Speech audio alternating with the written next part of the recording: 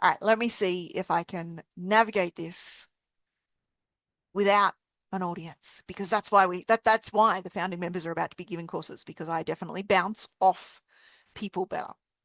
So I just want to dissect a little bit the team of champions stuff, which is what I was talking about with my Mega and my Wizard and all of those pieces. And so the purpose of that exercise for me is to expand my perspective and expand my repertoire of attributes. And so why I'm looking for the contrasts is to help the expansion. So I'm not aiming to choose between being introverted or extroverted, between being self-focused or others-focused, between any of the contrasts. And I think there's 150 odd of them that I've got mapped out somewhere. If you're doing the inner champions, Wizard's Journey, Team of Champions, whatever we end up calling that, it is looking at those contrasts and expanding. It's not, are you this or that? It's how do you do both? And how do you start to create some criteria for choosing between the two? And for me, one of the ways to do that is to give them characters that hold those components. And so my team of inner champions is expanding and building and refining. And it's this beautiful space of exploring through story. And so we can do this as parts work, and we can do it directly applying it to ourselves and our real life. What I find when we move into the story is so many of the restrictions that we bring to real life dissolve.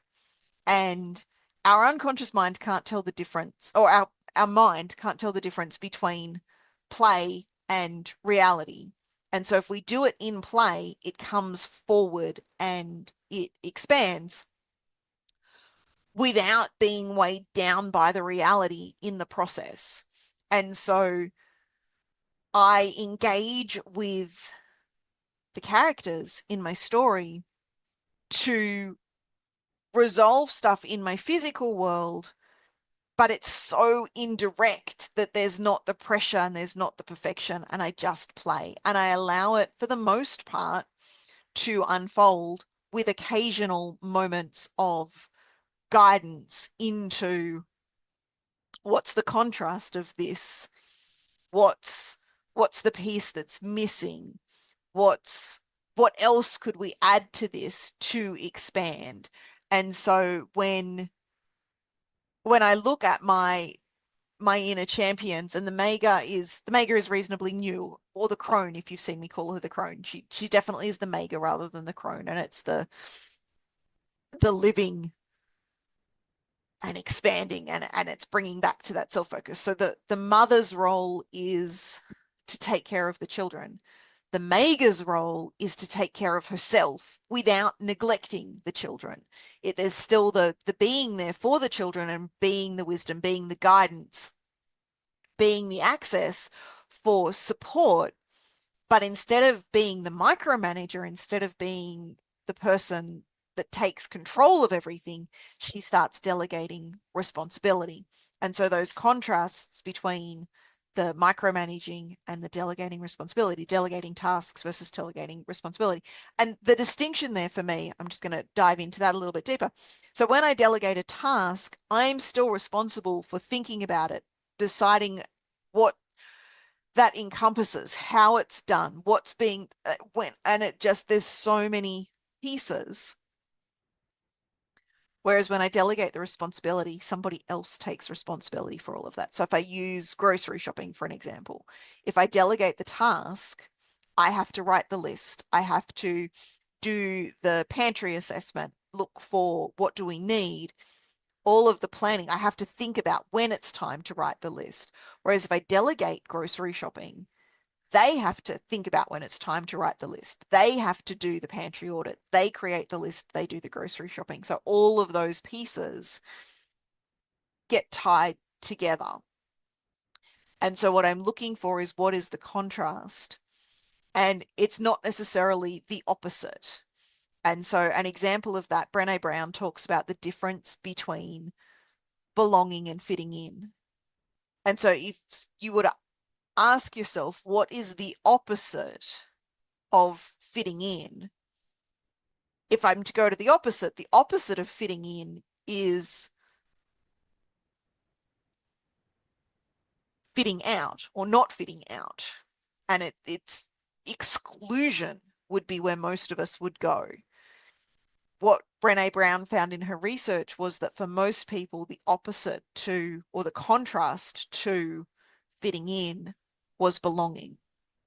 And that's the contrasts we're looking for. It's not necessarily going to be the opposite in a logical fashion. It's going to be just a distinction. And so the opposite of the micromanaging and the delegating tasks isn't to get rid of delegating, and it isn't to get rid of tasks, it's to expand it and encompass delegating responsibility. So the tasks are still done and the other elements are still done. And the process is to reflect and go inwardly or outwardly. It doesn't actually really matter. You can pull a character from anywhere, start with a character, and then walk the character through the hero's journey. So walking through, okay, well, what's the character's initial ordinary world? Where are we stumbling across the character right now? What's happening? And then something creates a call to action. Now, that can be an internal whisper or an external catastrophe. It doesn't necessarily need to be catastrophe, but generally, if you're writing a story, it's a catastrophe. And so the contrast for that would be the internal whisper. If I think of Frozen 2, and you'll find in this space, I play with Disney movies. If you can't stand Disney movies, this is not the space for you. If we start with Frozen 2, she's called by an internal whisper. There's I'm not going to sing it, but there's a tone that is singing, that is calling her. And in the song, there's a line, it's something like, if I could hear you, but I don't. And so it's that internal whisper that draws her off or out of her ordinary world.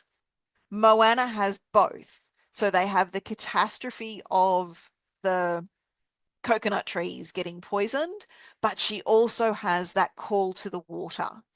And so she has the combination.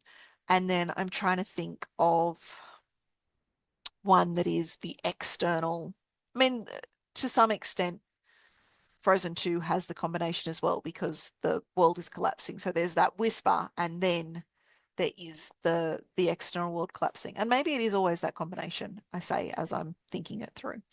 But there's this call to action, and then we connect with companions along the way, and then there is a point in which the hero, the character, has to discover what's within them to a point. So if we think about in Frozen 2, she collects the different elements, and then there is a moment where she is in the cavern discovering that she is who she was looking for all along. And you've got in The Wizard of Oz, you had the power all along, dear. She's collected characters along the way. In Star Wars, you've got Luke's collected all of these characters, and yet he finds himself alone out in the fighter jet, and he's got to get the phaser beam. Someone that loves Star Wars is going to hate that I used that word instead of whatever the right one is, into the trash compactor, I think it is, and in to blow up the Death Star. I apologize for the Star Wars nerds. And so, and Moana gets, Moana's got lots of familiars. She's got the pig, and the pig stays behind, but she's got the chicken, and she's got the water, and she's got Maui. And then she's got that moment where everyone's got her to looking into the mountain, and she has the realization, and she has to stand in her own power and truth as she works with the lava demon that's attacking. And then there is an elixir that they get to bring home at the end. That story is true. And so we walk through, but what we encourage in the inner champion stuff, it's to navigate, or what's the quest? where are we starting from? Where do we want to end up? And we don't start with where do we want to end up. We discover where we want to end up generally. But who are the companions that are coming along the way? And the companions can be, so the familiars. So if we use Moana for a moment, we've got the chicken is a familiar. It doesn't really play any part significant, except that it is there and it adds uh, comedic relief. But she also gathers the water is on her side and the ocean has been a guiding mentor. So you've got the companion, the mentor, and then you've got another companion in Maui who he plays a little bit of a dual role of a companion and a counterpart to some degree. And then you've got the arch nemesis side of things. And then you've got the alter side of the arch nemesis. And I like that in Moana because you get to the Te Kā, spoiler alert, and then Te Kā is really Te Fiti. And so they're they're all the pieces in that. And you've got that in any story. The Wizard of Oz is the same. You've got Glinda the Good Witch as your mentor, you've got the companions that she gathers, you've got the familiar of Toto, and then you've got the wizard and the Wicked Witch. And then if you watch Wicked, you get to see them in a very different light from who's the good guy, who's the bad guy. And that to me is such an important part in this. There are no bad parts, there are no bad characters. There are just storylines that are evolving and how they're engaging and interacting with each other. And there's a whole realm of diving into that. So I hope that makes some level of interest and intrigue. And if you have questions, you can either pop them under this video wherever you're watching it, or come into the school community and engage deeper in the conversation. So one of the programs that founding members, and that'll be the first 25, let's go with that. Let's set a number on it. So there's currently 17, which means there's 7 or 8 spots left in there. The first 25 that come in will get access to that as a gift from me as we build it out, because generally speaking, I do better responding to people's questions. And so people asking questions prompts me to build better programs. And so as I'm building or rebuilding in a lot of cases, so the Inner Champions work is work that I did do a couple of years ago with many clients who got great results in accessing elements of themselves they didn't even know existed, and then taking that back into their lives and seeing the changes. And so I invite you to come join us in the community, engage in the conversations, let's continue the conversations, ask questions, it'll spark something, and I can then bring my wisdom to the table, which is currently a blend of my wizard, the Mega, who is definitely starting to bring wise wisdom on a feminine energy. The magician is a little bit more masculine. And then the Green Lady, who I have an interesting relationship with. She has an interesting relationship with me, and we will see where that goes. She has a white owl that she did reveal to me that she has a white owl, but not much else. So I trust that on some level, if you're still here, obviously you're interested and intrigued, come and join us. The link for the school community where we continue these conversations will be below. I'm going to wrap this up. I appreciate all of you watching. I really appreciate my dear friend Ian, also known as the Arena System, who engages and plays. And I'd love to get your feedback, your insights, and really your questions that will spark more conversations. And that's the purpose of this, is to have conversations about patterns, profiles, perspectives, so that we can find our own preferences as we create a life we love.